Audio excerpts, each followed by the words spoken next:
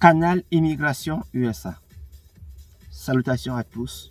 Moi, c'est Augustin Djogé. Je suis citoyen américain. J'ai fait la présente vidéo pour vous entretenir un peu sur le système de l'immigration américaine. Comment est-ce que cela se passe? Platon disait « La vie est en quelque sorte un pèlerinage ». Il a raison, à mon avis. À notre niveau, suivant ce que nous voulons faire sur cette page YouTube, nous allons nous poser d'abord une question. Pourquoi les gens aiment aller en terre américaine? On recherche les meilleures conditions de vie. Et pour y aller, qu'est-ce qu'il faut faire? Il faut vous immigrer. Et à ce niveau, nous avons deux types d'immigration que l'on rencontre en terre américaine. Vous pouvez choisir de vous immigrer de manière légale ou bien de manière illégale. Bon, ce que nous encourageons tous les jours, c'est l'immigration légale. Comment faire pour aller en Amérique? La première étape que vous pouvez faire et que c'est plus facile, à mon avis, là vous ne dépensez rien. Il suffit de faire le système de la loterie. Chaque année, l'Amérique, à travers son système de loterie DV, les gens font cela et puis cela se passe régulièrement au mois de novembre et les résultats sortent vers le mois de mai. Et chaque année, jusqu'à présent, près de 55 000 personnes sont sélectionnées. Bon, il y a 55 000 visas qui sont disponibles. Bon, ça ne veut pas dire qu'on va automatiquement donner 55 000. Ça peut parfois être légèrement peu, ou bien ça peut légèrement être peu. Ça peut arriver. On peut avoir 55 000 dossiers. Là-dedans, il y a des dossiers qui ne sont pas justes. Là, alors, vous comprenez que vous ne pouvez pas aller en Amérique. Bon, une fois vous êtes en terre américaine, vous avez l'avantage de faire tout ce qui est bon, conformément à la loi. Et cette green card, comment est-ce que cela s'est défini? C'est une carte de résident permanente aux États-Unis. Et c'est un document d'identification des citoyens non américains. Et cela est émis par le département d'État américain. La Green Card nous confère les mêmes droits et devoirs qu'un citoyen américain. Et cela facilite aussi la vie d'un expatrié en terre américaine. Bon, et par la suite aussi. Quand vous gagnez la loterie américaine, quels sont ses avantages? Le gagnant de la loterie américaine peut jouir de tous les avantages et les bénéfices d'un résident américain permanent. Et cela inclut la santé, le travail et aussi les opportunités en matière d'éducation. Le gagnant peut aussi devenir américain s'il le désire après 5 ans. Et pour y arriver, il faut passer ce que l'on appelle le test de citizenship. Et pour arriver à ce niveau, vous sachez bien que vous devez être une personne exemplaire. Mon premier conseil, en terre américaine, respectez la loi. On dit montez, vous montez, descendez, vous descendez. Vous venez pour un objectif précis. Je prends par exemple le cas du travail. Quand vous êtes au travail, les gars, venez à l'heure. Quand on vous accepte quelque part, vous venez à l'heure. Ne faites pas les bruits. Travaillez. Faites ce qui est juste et rien que. Comme ça, vous allez rester. Parce que le jour que vous allez, sinon, au cas contraire, le jour que vous allez appliquer pour le citizenship, ça peut tourner mal. Bon, mon plus grand souci quand j'ai fait le présent thème, c'est de conseiller les gens. C'est juste le conseil. Une fois vous avez votre green card en Amérique, cela ne veut pas dire que vous allez y rester. Si vous n'êtes pas conforme à la loi. Puisque avec votre green card, après un certain temps, on doit renouveler. Si vous ne voulez pas renouveler, appliquez le citizenship. Bon, il y a aussi une autre possibilité que j'ai signalée avant, le système est illégal. Pour arriver en Amérique, vous pouvez, il y a des gens qui arrivent souvent par des systèmes de frontières. Bon, on va à gauche, on va à droite, on passe par-ci, par-là, jusqu'à ce que finalement on se retrouve au niveau de la frontière et on passe. C'est une possibilité. Là, c'est illégal. Bon, vous pouvez aussi arriver et par l'aéroport. Mais ce qui est plus important est qu'une fois vous arrivez, faites-vous enregistrer. C'est la première étape. Faites-vous enregistrer. Parce que si, par exemple, si vous êtes illégal et que vous voyez que vous pouvez habiter l'Amérique pour longtemps, vous voulez vivre aux USA sans papier, qu'est-ce que vous faites? Vous êtes un sans-papier. Il vous faut avoir les papiers. Si vous êtes arrivé en faisant comme ça, à gauche, en allant à gauche et à droite, bon, la première chose à faire, à mon avis, ce que je conseille aux gens, il faut faire la demande d'asile. Vous faites cela bien. Le plus souvent, on fait cela. Vous pouvez faire cela avec un avocat. Bon, et puis, quand vous faites cela, ce qui est plus important, comme vous êtes dans le cadre de l'asile, il faut une documentation détaillée sur les motivations de la demande. Quand vous faites cela, les autorités américaines, ils prennent cela, ils étudient. Ça prend du temps. Il n'y a pas un temps bref pour cela. Et le jour que cela est OK, pour savoir que cela est OK, bon, quand vous faites cela, on vous envoie le courrier, on étudie. Quand c'est bien, vous partez faire vous faites l'interview. Vous faites de l'interview. Mais à ce niveau, je vais juste signaler une petite chose. Quand vous prenez un avocat pour un dossier, rassurez-vous que ce que vous écrivez est juste, c'est bien. Vous deviez connaître ce qui est dans votre dossier. Par cœur. Comme votre thème, comme, je ne sais pas. Vous êtes à la maison, vous savez que ici, il y a telle chose, là, il y a telle chose. Petite parenthèse, j'ai rencontré une personne en Amérique. C'était au travail. J'ai dit, bon, on s'est salué. Il avait vu, je causais français. Bon, on s'est salué. J'ai dit, mais pourquoi est-ce que tu es ici? Le gars était en prison. Il m'a dit, il est arrivé en Amérique, il avait fait son dossier. Et le jour où il avait interview, l'avocat n'était pas venu. Quand l'avocat ne vient pas, chers internautes, ce que je vais vous dire, cela vous dit que, à mon avis, et au regard du juge, on se dit que l'avocat ne vient pas parce que ce que vous avez raconté dans votre dossier n'était pas bon. Qu'est-ce qui s'est passé? Le gars est parti en prison. C'est ça.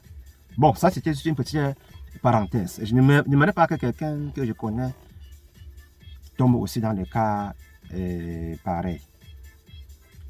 Bon, la suite, ce que je peux encore signaler, c'est juste, ça c'est juste les conseils préliminaires. J'aurais tout un grand travail à abattre sur cette page YouTube. La page, c'est Canal Immigration. Mais ce que je vais d'abord dire à tous les internautes, s'il vous plaît, quand vous m'écoutez, il faut vous inscrire, vous likez les vidéos et vous partagez. C'est une trilogie que je tiens trop à ça, s'il vous plaît. Nous avons besoin de gens qui aiment la page. Il faut les likes. Il faut partager. Inscrivez-vous. Bon. Et une fois, quand vous êtes en Amérique, si vous vous comportez mal, on peut facilement vous refuser la green card au moment où vous voulez renouveler. Et sans tarder, quelles sont les raisons auxquelles on peut refuser de renouveler votre green card? Il y a la condamnation pour crime aggravé. Pour ça, les Américains ne blaguent pas. Vous avez la green card. Évitez de commettre les mauvais actes. Les crimes aggravés, c'est quoi? C'est par exemple, il y a quand vous tuez, quand vous violez une personne, quand vous tombez sur ce que l'on appelle sexual abuse sur un mineur. Là, en terre américaine, on ne blague pas avec les enfants. Ça, c'est juste la première partie. Bon, il y a aussi le cas de refus. Bon, les gens y tombent aussi. C'est un cas. Il y a par exemple un cas de condamnation pour je vais appeler ça. Tout ce qui concerne la turpitude morale. En Amérique, eux, ils n'aiment pas cela. C'est par exemple le cas de... En anglais, ils utilisent le terme de shoplifting. Comment est-ce que cela se passe? Quand vous allez, par exemple, dans un magasin, je prends le cas de, par exemple, le cas de Walmart. C'est un cas que je connais bien. Vous partez au magasin. C'est un très grand store. Vous prenez les articles. Et au moment de payer à la caisse, il y a aussi les endroits au niveau de la sortie, les check-out points. Vous partez là-bas, vous prenez votre article, vous scannez vous-même. Mais attention, la salle est sur caméra. Quand vous scannez les choses, parfois, vous pouvez dire qu'on ne vous voit pas. Vous êtes là-bas seul, vous glissez un truc sans scanner. Ça veut dire que l'autre là, vous avez volé. Et le staff voit. Il y a les gens sur la caméra, on vous prend. C'est une faute. C'est une faute. Quand on voit cela, il y a par exemple un état comme Californie. En Californie, si vous faites un truc pareil et qu'on voit que, on calcule, on voit que le montant de ce que vous avez volé, si c'est par exemple supérieur à 750 $ américains, là alors c'est une raison suffisante. C'est un délit expulsable. On peut facilement vous déporter. La déportation, on y reviendra, ce sera un thème spécial. Bon, il y a aussi un autre type de condamnation quand cela est lié pour les cas de substances contrôlées. Les trucs comme quand c'est les choses, les stimulants, dépresseurs, les stéroïdes, anabolisants. Pour ça, faut pas blaguer les gars, faut pas tenter. Et puis régulièrement, les Américains, ils utilisent souvent le terme drug offense. Quand vous avez un dossier, vous voulez renouveler vos papiers et on voit que vous êtes tombé sur ça, là alors c'est très grave. Il ne faut pas faire ça. C'est très grave. Renouveler vos papiers, ça va pas être facile.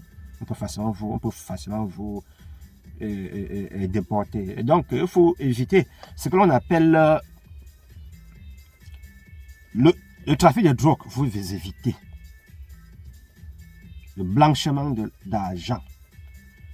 Évitez cela au maximum. Et il y a aussi un autre facteur très important que je tiens aussi à signaler. Les gars, quand vous arrivez en Amérique et que vous voyez une petite et qu'elle vous intéresse, ce n'est pas comme vous faites, comme je vois souvent on fait en Afrique. Il faut faire attention. Si vous allez pour aller avec une Américaine, vous devez avoir le consentement. Quand il n'y a pas de consentement, la femme peut facilement appeler la police. On vient vous prendre. Et quand on va voir que vous êtes un immigrant, ce n'est pas bon pour vous. Ça sonne mal. Ce n'est pas bon. Ne tentez pas ça. Évitez de tomber sur ce genre de piège. Évitez au maximum. Quand vous êtes au travail, en Amérique, il y a ce que l'on appelle harassment. Vous venez au travail, concentrez-vous juste pour le travail. J'aime trop conseiller, quand je vois les nouveaux gens, j'aime beaucoup leur parler de la partie qui concerne l'harassment. Au travail, ne dites pas qu'elle est un peu comme ça, non. Faites seulement le travail et vous rentrez. Parce que le jour que vous allez appliquer pour être citoyen américain, ils appellent cela le citizenship test. Vous voulez faire cela, on rentre vérifier tout votre record pendant le temps que vous avez mis dans le territoire américain. Quand vous arrivez à la green card, le test de citizen, vous faites cela après 5 ans. Bon, régulièrement, quand vous faites pratiquement autour de 4 en 9 mois, vous pouvez déjà appliquer. Parce que bon, ça prend un peu du temps. Et quand le temps arrive, on aura à vous appeler. Vous aurez fait... vous faites d'abord le fingerprint. Ils appellent cela la biométrie. Et pour y aller, j'espère que vous vous comportez bien. Si vous vous comportez bien, vous êtes bien comporté à l'avant, ça va. Il n'y aura pas de problème. Mais si vous tombez sur les cas de condamnation que j'ai signalés avant, ce n'est pas bon. Et une fois que vous passez ce test, vous êtes déjà un citoyen, c'est bon. Vous êtes citoyen américain et vous appliquez directement le passeport. C'est ça que les gens aiment, le passeport américain. Vous appliquez cela. Bon, et quand vous avez tout ça là, ça ne veut pas dire que vous allez vivre en Amérique pour longtemps. Vous pouvez même être un citoyen. Un matin, on vous met à côté. On y reviendra. Ce sera un thème spécial, la déportation. Pour aujourd'hui, je pense que on peut retenir que quand vous arrivez dans le territoire américain, vous deviez être conforme à la loi, mais ne quittez pas le territoire américain pour une durée longue quand vous êtes nouveau. Qu'est-ce que vous faites en Amérique? Quand vous travaillez, vous deviez tout faire pour payer les taxes. Ils aiment trop cela, les taxes. Vous devez toujours faire les taxes fédérales. Aussi les taxes de l'État auquel vous habitez. Dans certains États, il y a ce que l'on appelle taxes locales. Quand vous êtes dans un État, vous vérifiez si l'État là a fait ce que l'on appelle local taxes. C'est un terme en anglais. Parce que si vous ne faites pas, ce n'est pas bon pour vous. Ce ne sera pas bon pour vous quand vous aurez à appliquer votre citizenship.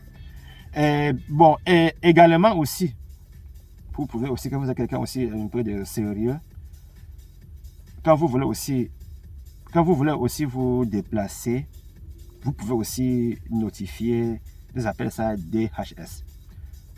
C'est le département Homeland Security. Donc c'est le département de la sécurité humaine. C'est un peu cela. Bon, ces DHS là, c'est eux qui protègent les frontières américaines. C'est eux qui contrôlent aussi le flux de tout ce qui sort, tout ce qui est entré, tout ce qui est aussi sorti. C'est ça là. Quand vous signalez là-bas avant de sortir, c'est aussi bien. C'est un truc encourageant. Bon, et régulièrement, il y a aussi un truc que l'on appelle le service sélectif. C'est surtout bon pour les enfants, les garçons, les gars de 18 à 25 ans. Vous pouvez aussi faire cela pour prouver que vous êtes quelqu'un honnête, vous êtes intéressé par le système. Donc ça, c'est juste les premières données que je présente un peu comme ça, là, en grosso modo. Mais sinon, si vous voulez vivre en Amérique, vous devez être conforme à la loi. C'est tout ce que je peux vous dire par la présente vidéo. Bon, ça va pour aujourd'hui. Et s'il vous plaît, faites-vous inscrire, likez la page et vous partagez. Merci. Ciao.